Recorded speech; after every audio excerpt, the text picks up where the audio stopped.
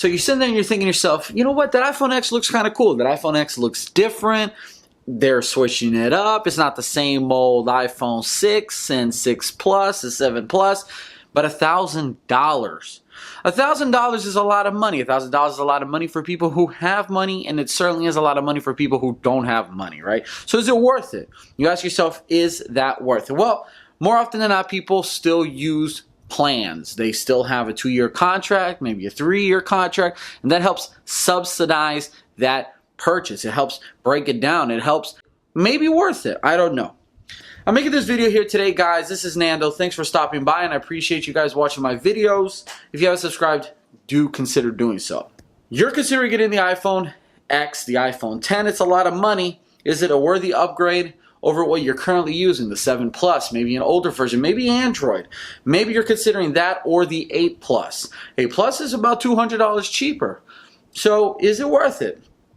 But if money is an issue, you got to ask yourself, one, are you coming from a way older device? In my case, I was using an iPhone 7 Plus. If you sticked around and watched my videos before, you know I love technology. So Android and iOS, Android and iPhones.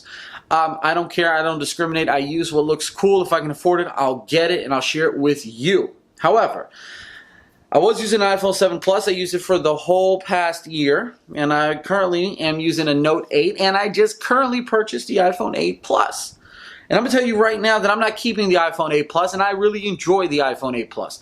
I'm not keeping it simply because the iPhone 10 is right around the corner. I just can't justify keeping the iPhone 8 Plus for myself, given the fact that I love technology, and I'm sitting here thinking, yeah, I'm going to spend an additional $200 or so, but I am going to have a fresh design, a refresh, finally, from Apple, right? We've been complaining about bezels for a long time, and maybe that notch doesn't look as good as what we hoped, but it's a start.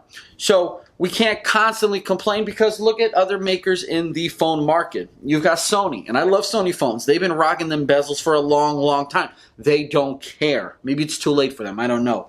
Motorola, took them a while to do it. So everybody can't be pleased, and not every phone maker out there is going to do the perfect phone for you. So again, is the iPhone 10 worth it? If you're coming, in my humble opinion, if you're coming from an iPhone 6S and later, absolutely. If you're the type of user that loves small phones, smaller phones, and you only got the Plus edition of the iPhone, the last few, in this case the most recent, the 7 Plus, now the 8 Plus, if you only got the Plus model simply because it offers you extra features that the smaller one doesn't, then maybe the iPhone 10 is for you. The iPhone Plus edition, so the 8 Plus with the dual lens camera and the portrait fancy modes and the bigger battery, come at a cost because the dang phone is huge. It's a behemoth. It is really big for a 5.5-inch phone. I personally have always enjoyed a phone that fits in my hand just perfectly and comfortably. Unfortunately, Android has moved away from that. So I've dealt with what's the best phone out, regardless of size. Well, now Apple has come out with the iPhone 10, the iPhone X. And you get a 5.8-inch screen and the body that's smaller than the 5.5-inch phone, a little bigger than the 4.7-inch phone. I think that's a perfect compromise. Now, the amount of money you're going to pay for that compromise, for that added comfortable in the hand grip, etc., you know, that's, you can argue that, right? We're going to sit here all day and say, I don't think it's worth $200 extra. I don't think it's worth $1,000. But before you complain about the iSheeps and the fact that people out there are spending $1,000 on an iPhone, keep in mind that Android users out there are spending close to $1,000, if not a little more, on phones. I am one of them. I have spent and purchased Note 8 outright. With taxes, it was $997. I'm going to go ahead and call that $1,000. Yes, I understand that with taxes, the iPhone 10 will be well over $1,000. But the price point is right about there. And now when Google releases the Google Pixel, it's going to be pretty expensive as well. So phone manufacturers' technology is getting more expensive. Of course, Apple is going to do what they do to try to squeeze every penny out. So if you like a smaller phone, the iPhone 10 might be for you. You get a bigger screen and a smaller body. Boom. No brainer. If you like the latest and greatest technology, the iPhone 10 might be for you. Why? Because Apple's going all in on the Face ID. Now, that could be a catch-22 because if it doesn't work as well as they say it will and as well as we hope it will, then they've released and removed the home button. No home button. So now we're forced to use a pin or our face. If the freaking Face ID doesn't work like they say it will, then we're back to old school pin. Yeah. I don't want to go back to putting in a PIN number on my phone. I'm doing that with the Xperia XZ1 currently. Stay tuned for a review on that. And I hate it because the fingerprint scanner does not work.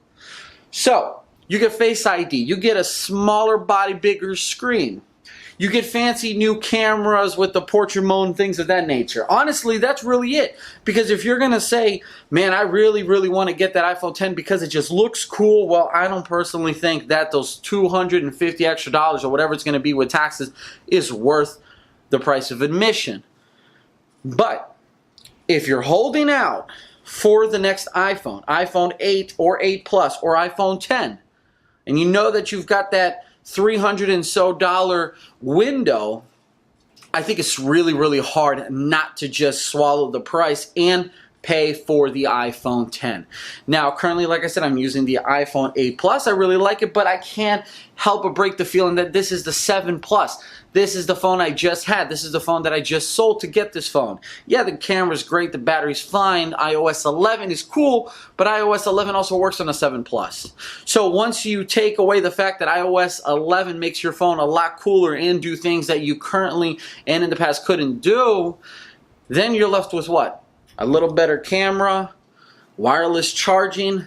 That's hard pill to swallow because the iPhone 10 is right around the corner. Or doesn't care about the fact that you can use an iPhone or an Android if you're not glued to the ecosystem. If you haven't watched that video, I will put it somewhere up here where it usually goes.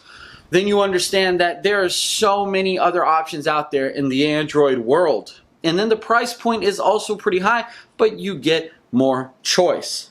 So let me know in the comment section below if you guys are waiting out for the iPhone 10. If, in fact, you're getting the iPhone 10, why are you getting the iPhone 10? Are you an Apple user, an Apple ecosystem lover, and that's just part of what you do? You love to keep everything syncing nice and smoothly? Are you getting the iPhone 10 because Apple switched it up on you, gave you something different, and you're on Android, and you're like, you know what, that looks cool, I'm going to give it a shot? What's your reason? What's your story? Let me know in the comment section below, guys. And if you haven't subscribed, do consider subscribing. Again, it's free. I've got some reviews coming up on the iPhone 8 Plus, Sony Xperia XZ1, and Samsung Note 8, and then eventually the iPhone X and things down the line and road. So, thank you guys. I appreciate it. I'll catch you guys in the next video. It was Nando. Peace. Salud.